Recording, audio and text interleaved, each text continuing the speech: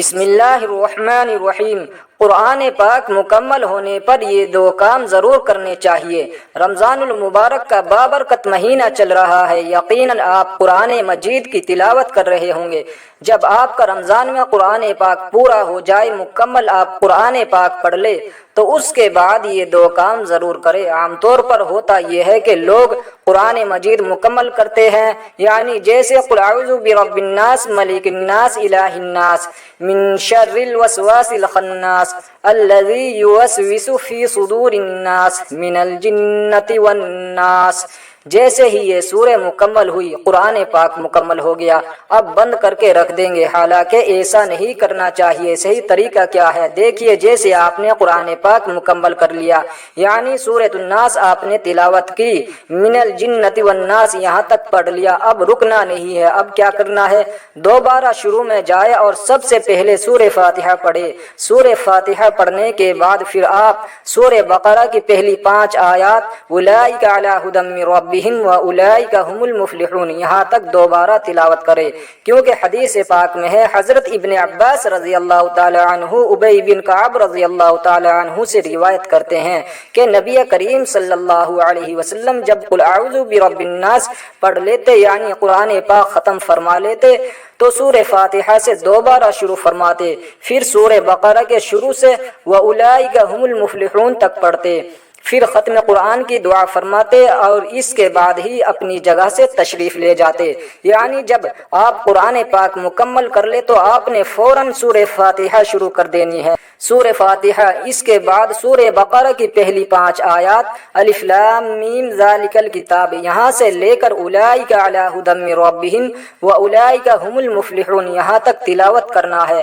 جیسے ہی آپ کا ایک قرآن پاک مکمل ہوا، دوسرا فوراً سے شروع کر دے، اور اس کے بعد پھر دوسرا کام کیا کرنا ہے؟ دعا کا اہتمام ضرور کرنا ہے، کیونکہ حدیث میں ہے کہ اس موقع کو دعا کی قبولیت کا موقع کہا گیا ہے، یعنی اس وقت جو دعا کی جائے وہ دعا قبول ہوتی ہے۔ ختم قرآن کرنے والے کے لیے فرشتے بھی دعا کرتے ہیں، یہ کوئی عام موقع نہیں ہے، یہ بڑی فضیلت والی گھڑی ہے جب آپ قرآن پاک مکمل کرتے ہیں۔ اسی طرح حدیث میں آتا ہے کہ جب بندہ قرآن پاک ختم کرتا ہے، یعنی مکمل پڑھ لیتا ہے، تو اس کے لیے 60,000 فرشتے رحمت اور مغفرت کی دعا کرتے ہیں۔ 60,000 فرشتے اس شخص کے لیے رحمت اور مغفرت کی دعا کرتے ہیں۔ تو ہمیں نمبر 2 پر دعا کا اہتمام کرنا ہے۔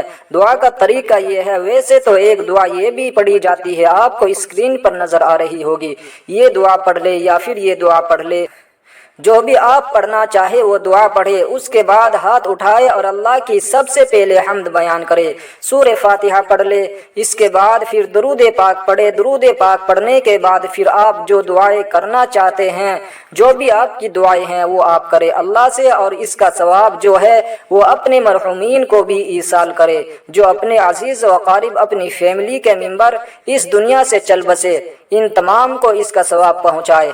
کہ یا اللہ، جو کچھ میں نے پڑھا ہے اس میں اگر کوئی غلطی کوتاہی ہوئی ہے تو اے اللہ تو اپنی رحمت کے صدقے مجھے معاف فرما، اور اس کا ثواب میں فلاں کی روح کو ایصال کرتا ہوں یا کرتی ہوں، اے اللہ فلاں کی روح کو اس کا ثواب پہنچا، تو اللہ کی رحمت سے اس تک بھی یہ ثواب پہنچ جائے گا۔ تو دعا کا اہتمام ضرور کرنا چاہیے۔ جو آپ دعائیں کرنا چاہتے ہیں، آپ کی دعائیں قبول نہیں ہوتی تو یہ آپ کے لیے بہت ہی سنہرا موقع ہے۔ بہت سے لوگ دعا کا اہتمام نہیں کرتے ہیں، دعائیں نہیں کرتے ہیں، حالانکہ یہ قبولیت کی گھڑی ہوتی ہے۔